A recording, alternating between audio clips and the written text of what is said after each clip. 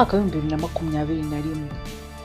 Murakaza neza muri uyu mwaka. Njyewe Denise Shemi wabwira ibi, ntago nduwihaye Imana ngo nderegwa, ntago ndi umupfumu ngo ndagure, nta nubwo ndi umuhanga mu bya siyanse ngo ndagenekereza uko siyanse iteganya uko isi izamera ejo hazaza. Icyo nkora gusa ni uguhuza n'ibyagiye bivugwa n'abantu benshi ndetse n'ibyagiye byandikwa henshi hatandukanye n'abagiye babivuga bose. Kubyizera no kubyemera ni amahitamo yawe, ni nayo mpamvu icyo wumva kidaguhaniye udashobora kukimpora. Naho iyi chaîne yitwa Pukka Media. Ndikomeza kubasaba gukora subscribe, share na like kugira ngo ibiganiro byacu bikomeze bibagereho ku buryo bwihuse no kubisangiza abandi ndetse no kugira ngo dukomeze kwagura umuryango wa Pukka Media.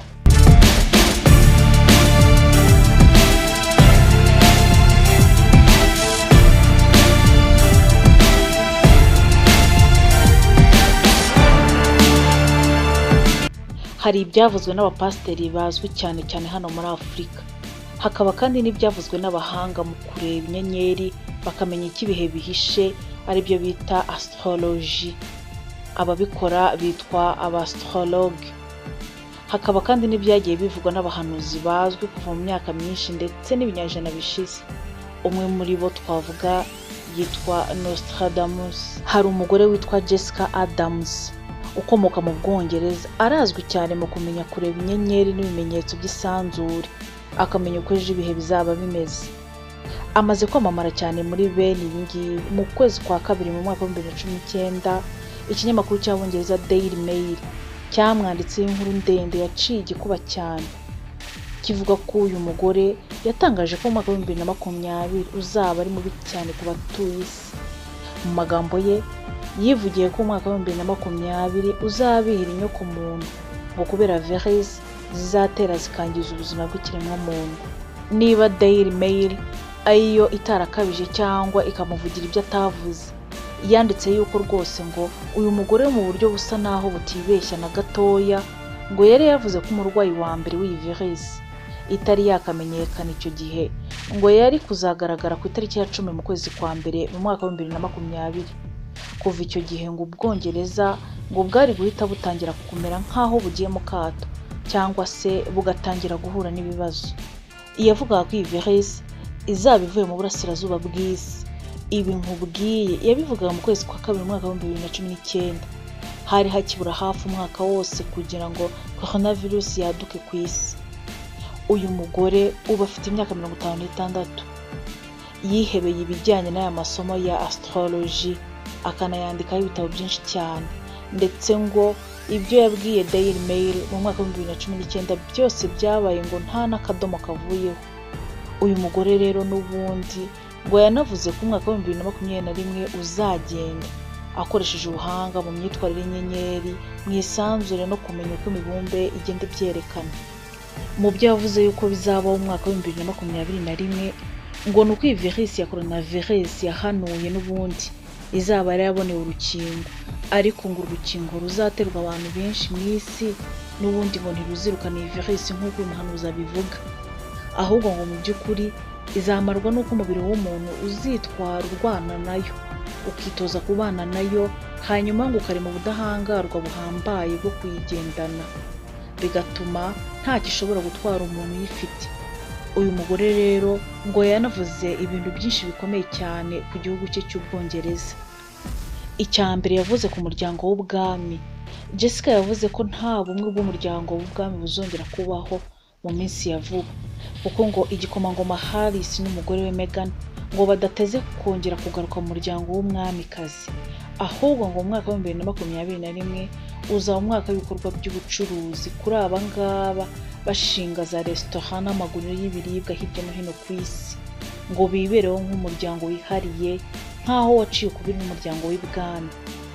Yavuze ko kandi mu kwezi kwa mbere kuri 2021 ngo Ubwongereza bukimara kuva mu muryango w'ubumwe bw'i Burayi ngo buzaba ari ukwezi kubi cyane ku bukungu bw'Ubwongereza, ku buryo ngo buzajya mu manegeka bikomeye. Yanongeyeho kandi ko ubwami bw'Ubwongereza bukimara kuva mu muryango w'ubumwe bw'i Burayi ako kanya ngo buzacikamo ibice 4, buri kimwe cyose kigashaka kwigenga, gusa ntiyavuze ibice ibyo ari byo.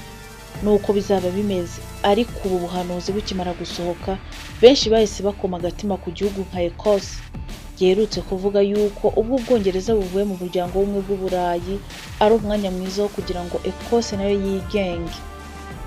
Icyanyuma uyu mugore yavuze kuri uyu muryango w'ubumwe bw'Uburayi nuko nawo yawugaragaje nk'umuryango uzasigara mu manegeka mu mwaka wa 2021.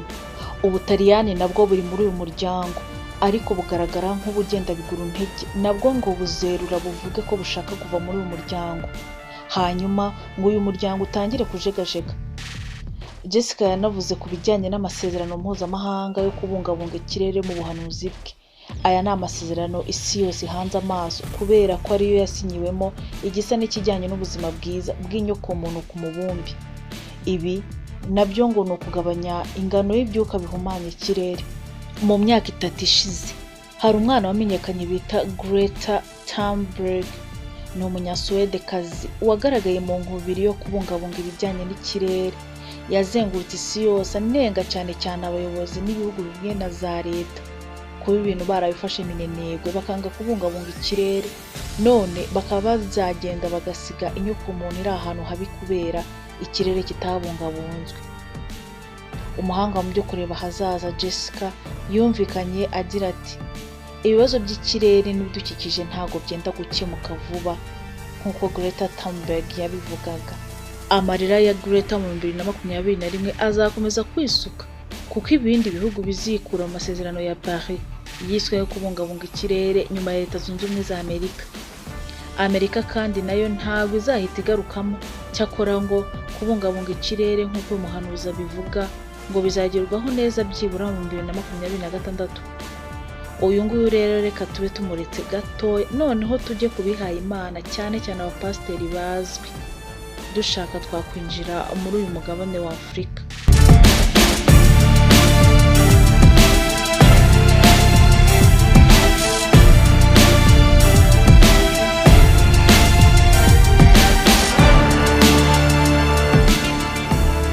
Bishop David Oraniyi Oredepo ni umwe mu bahanuzi uyobora amatorero akomeye muri Nigeria, arimo abapasiteri 3 bakomeye muri iki gihugu, akaza no mu ba mbere bazwi mu gukora ibyitwa ibitangaza ndetse n'ubuhanuzi muri Afurika. Niwe washinze idini rya Living Fighter Church Worldwide, rifite icyicaro muri Fighter Tabernacle mu ntara ya Ota mu majyepfo y'uburengerazuba ya Abidjan. Urusengero rwe ruziho kwakira abayoboke barenga 50,000 mu iteraniro rimwe rukumbi buri cyumweru. Ubwo ubutunzi abibyaza byo ntimubimbaze, ariko ushatse wanabimenya kubera ko urutonde rwa Forbes rw'2020 rumugaragaza nk'umwe mu bashoye imari mu iyobokamana bunguka cyane na miliyoni 150 z'amadolari y'Amerika kuri konti ye. Iyi ngingo y'ubukungu ntituyitindaho cyane kuko atari yatuzinduye, ahubwo turavuga cyane ku buhanuzi bwe. Aba bose usanga ari abakozi b'Imana, usanga banahanura mu izina ryayo. Bamwe mu bayoboke be nako ahubwo benshi barabyizera kandi bakanabiha agaciro. Uyu rero aherutse kuvuga ko mu 2021 ari umwaka uzagaragaramo gutungurana cyane, gusa avuga ko ubuzima bw'abantu butazajya mu kaga nk'uko byari bimeze mu mwaka ushize. Imbere y'imbaga irenga 50 ubwo yizihizaga umunsi mukuru wa Noheli, yavuze yuko ibyago byabaye mu mwaka wa 2020 bitazongera kugaruka ukundi ku kiremwa muntu, ahubwo avuga ko ikintu cya mbere abantu bazishitura kurusha ikindi ari icyorezo cya COVID-19. Gusa mugenzi we wigisha nk'ibi ngibi witwa Pastor Adeboye uyoboye Redeemed Christian of God yavuze yuko urukingo rwa COVID-19 nubwo ruzaza muri uyu mwaka ariko atari bwo COVID-19 izava mu bantu burundu, ko ahubwo ngo igihe kizagera umubiri w'umuntu ugatangira kurema ubudahangarwa bwo guhangana na virusi ubwayo, kabone n'ubwo yaba atarabona urukingo ariko virusi ntigire ikimutwara. N'ubuhanuzi ntabwo ari benshi babyemeye gutya, nubwo n'ababihakanye nabo atari bose. Undi uzwi kurusha n'aba tumaze kuvuga ni Pastor Temitope Boroguni Joshua aka TB Joshua. Joshua niwe washinze itorero rigari rya Synagogue Church All Nations. uyu nguyu we hari byinshi atahuje n'abambere. Mu mvugo ye yaragize ati ibyo uyu mwaka turangije wahinze umusaruro wabyo uzagaragara mu mwaka wa 2021. Kuri we ni nko kuvuga yuko 2020 ntacyo twari twabona, ahubwo yuko ingaruka z'umwaka ushize tugiye kuzibona muri uyu nguyu. Joshua yaragize ati hari ibigo by'ubucuruzi bigiye gusenyuka burundu, hari ibigo by'amashuri na za kaminuza bizabura imikorere, hari ibihumbi by'abantu biziyongera kubera byabuze akazi, gutandukana kw'ingo bigiye kwiyongera kurusha uko byari bimeze mu mwaka ushize, ubukene buhereye mu miryango buzanuma kurusha uko byari bimeze mbere. Ubwo yararimo asenga yumvikanye agira ati isi ikeneye ikintu cy'ikimenyetso kigaragaza imbaraga z'Imana, kuko ibi ngibi bitabaye abantu bamara igihe mu mwijima w'icuraburindi kandi badafite kirengera. Yakomoje no ku makimbirane ibihugu bya Afurika bizagirana mu 2020 ati ntago ibihugu bicyubaha ibituranyi byabyo, kandi n'abaturanyi ntago bagiha agahenge bene wabo basangiye umupaka ibintu bimeze nabi. Uretse no kumena amaraso byava no muri ayo makimbirane, TB Joshua yavuze yuko no gushotorana bizikuba kenshi kurusha uko byari bimeze mbere. Yavuze yuko kuri ibi bijyanye n'ibibazo bya politiki muri Afurika azabivuga mu minsi iri imbere, ariko akavuga yuko amakimbirane azabyara ingaruka mbi zizaruta izabyawe na COVID-19 muri Afurika. Abangaba rero ni bamwe mu bakomeye wavuga yuko bazi imbere y'abandi muri Afurika mu bijyanye n'ubuhanuzi bugezweho, uretse ko nta n'uwatinya kubita yuko ari ab'inzaduka, kuko usanga kenshi areba amatorero yabo ashingiyeho. Bo bwabo ni umusingi w'amatorero yabo. Abantu usanga babazi kurusha uko bazi amatorero yabo cyangwa amadini yabo. Ubuhanuzi nk'ubu ngubu n'ubundi hari n'ababwumva hano mu Rwanda mu bantu batandukanye bakunda kumvikana bavuga ko beretswe cyangwa se bahanuriye abandi, bakajya guhanuza no kumva ibihanurwa mu nsengero mu izina ry'Imana. Birasanzwe, ahubwo kubona ibimenyetso byabyo no kubyemeza nibyo bikomeye. Uwamamaye cyane kurusha abandi bose kubera yuko agiye guhinguranya ibinyejana 6 ubuhanuzi bwe buvugwa ni Umufaransa uzwi cyane Nostradamus.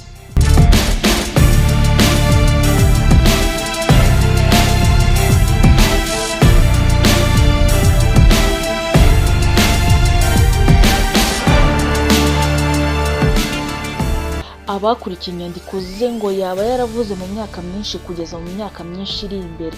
Mu myaka rero ngo ishobora kuba yarahanuye ngo harimo n'uyu 2021. Nostradamus ngo yavuze yuko muri uyu mwaka wa 2021 hari umuhanga wo mu Rusiya uzacunga intwaro kirimbuzi y'ikinyabuzima cya virus, iby'abanditsi bise arme biologique. Iyi virus ngo izakora ibara cyane ku isi, ngo kuko abantu bazahinduka nk'amavampire mu minsi mikeya, ngo ikiremwa muntu kigatangira gusenyuka burundu. Mu nyandiko bivuga yuko ari iya Nostradamus ngo hagaragaramo yuko mbere yo kurimbuka kw'ikiremwa muntu ngo hazabanza ibimeze nk'inzara, imitingito y'isi no kwigaragaza kw'indwara z'ibyorezo ku isi zitigeze zibaho mu gihe cyabanje. Kuri Nostradamus ngo icyorezo cya coronavirus we yitaga agakoko ko mu burasirazuba bw'isi ngo ni intangiriro y'ibindi byorezo bishya by'amavirusi azaganisha mu gusenyuka kw'inyokomuntu. Mu bice byo mu burasirazuba bw'isi ngo hazaduka inzara ikomeye ishobora guhitana bamwe mu baturage bo muri icyo gice. Nostradamus yavuze yuko umwaka wahereye mu 2020 uzakomeza kugeza no mu 2021. Yavuze yuko kandi uhereye mu mwaka wa 2020 ukabara ukajya imbere kugeza no mu myaka 248 izakurikira. Ni ukuvuga uhereye mu 2021 kugeza mu mwaka wa 2239 ngo hazaza byibura ikiza kimwe kidasanzwe kizaterwa no kuba umubumbe wa Saturne uzinjira mu murongo umwe n'uwa Pluto ku bijyanye n'ubuhanga mu by'inyenyeri. Ikimenyetso nk'iki ngiki rero ngo iyo kibaye kiba ari simusiga, isi ngo iba yinjiye mu isanganya ridasanzwe. Ahangaha ngo biba bishatse kuvuga ko ibyago nk'uko ngo ubundi amasomo ya astrology avuga yuko umubumbe wa Pluto ufatwa nk'ikimenyetso cy'urupfu cyangwa ugasobanura gupfa. Bikaba rero ngo akaga gakomeye ikimenyetso kigaragaye muri Capricorne bikinjirana na Saturne bigakora ikimenyetso cya gatandatu. Iki gihe ngo inyokomuntu iba igomba guhita ibona ibisa naho ari amahano ku isi. Ni gutyo ubuhanuzi bushingiye kuri astrology babara bashingiye ku bimenyetso bigari by'inyenyeri mu isanzure. Gusa ngo iyo Saturne nta wundi mubumbe bihuriye muri iki kimenyetso cya gatandatu, ubwo noneho ngo biba ari amahoro cyangwa ngo nta gikuba cyenda gucika. Abantu ngo bashobora kwitegura ubuzima bwiza yaba mu butegetsi, imibereho myiza y'abantu n'ibindi. Ku bwa Nostradamus ngo abayisilamu bagiye gutangira kuyobora isi uhereye mu mwaka wa 2021. Bitinde bitebuke imyemerere ya Isilamu n'ubutegetsi ishingiyeho ngo bizayobora uyu mubumbe byanze bikunze. Ku bw'uyu muhanuzi ngo ibimenyetso byo gutegeka isi kuri Isilamu ngo bizatangira kwigaragaza mu guhera mu 2021, ariko nanone ngo inkubi z'imiyaga ngo ziyongera mu mwaka wa 2021 ugereranije n'uko byari bimeze mu mwaka wa 2020. Ikindi ngo ni uko ikibuye cya kibonumwe comet ngo kizinjira mu mirongo isi igenderamo, ngo abahanga bazatanga impuruza y'uko ibi byombi bishobora gusekurana cyangwa se ikibuye kigasekura isi, ariko ngo bizagera aho iki kibuye kigende burundu kidasekuye isi. Gusa ngo isi yose izumva iyi mpuruza. Ibi ngibi byo byanatangajwe n'ikigo cy'Abanyamerika gishinzwe isanzure NASA. Cyavuze yuko mu mwaka wa 2021 hari ikibuye cya komete kizashaka kwinjira ku isi gishake kuyisekura, gitera ibibazo byo kwiyongera k'ubushyuhe ku isi, ariko ngo gishobora kudasekura isi.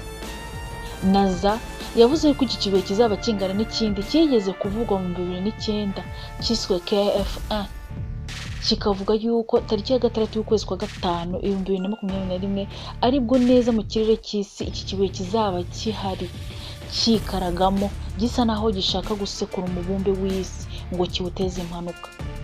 Byavuzwe yuko gishobora kutayisekura, ariko ngo kiramutse kiguye ku isi ngo cyateza ibyago bikaze kubera ko kizaba gipima kilotoni 130, kigakuba inshuro 15 uburemere bw'igisasu cyatewe Hiroshima. Muri ubuhanuzi bwa Nostradamus mu 2021 ngo hazaba umutingito udasanzwe muri Amerika, ngo ku buryo igice kinini cya leta ya California kizasenyuka. Ibi ngibi byo ngo bishobora kuba mu kwezi kwa 11 2021. Ikindi yavuze ni uko ngo abasirikare ba Leta Zunze Ubumwe za Amerika uyu mwaka uzaba umwaka w'intangiriro mu kwagura ubushobozi bw'ubwonko bwabo hakoreshejwe utwuma dushyirwa mu bwonko cyangwa se les embryons. Ibi ngibi ngo bizafasha cyane mu gutuma umuntu wari usanganywe ubuhanga karemano yongerwamo ubuhanga buhimbano, ku buryo ubuhanga bw'umuntu buzatangira kuba nka mudasobwa ushobora gushyiramo za porogaramu. Icyanyuma mu bintu bishobora kuzaba muri uyu mwaka cyangwa se biteganijwe nk'uko biteganijwe mu buhanuzi bw'abastrologue, ariko cyane bashingiye ku nyandiko za Nostradamus, ngo ni ibijyanye n'imihindukire muri Kiliziya Gatolika n'imyizerere yayo. Abagenekereza bavuga ko ibyo Nostradamus yahanuye, bavuga yuko byinshi yabivugaga asa naho aca imigani ku buryo udashobora kubyumva neza. Ngo umushumba wa Kiliziya Papa Francis ngo azahindura byinshi mu migenzo n'imyemerere ya Kiliziya ku isi, bitume ahindura uko abantu mu myaka myinshi ishize uko bafataga iyi Kiliziya. Birashoboka yuko rero ibi byose bishobora kuba cyangwa se hakaba bimwe muri byo, kimwe nuko nta na kimwe cyaba. Iby'ubuhanuzi burya ngo bihimbwa no kubitegereza ukicecekera. Gutegura iki kiganiro ntabwo naringamije gutuma wumva iby'ejo hazaza cyangwa se gutuma wizera umuhanuzi uwo ari we wese, uyu nguyu cyangwa uriya. Nakubwiye ko icyo nakoze ari uguhuriza hamwe aho byagiye byandikirwa n'aho byagiye bivugirwa, ubundi nkabishyira mu rurimi mushobora kumva. Ahasigaye mugire ibihe byiza kandi murakaza neza mu mwaka wa 2021.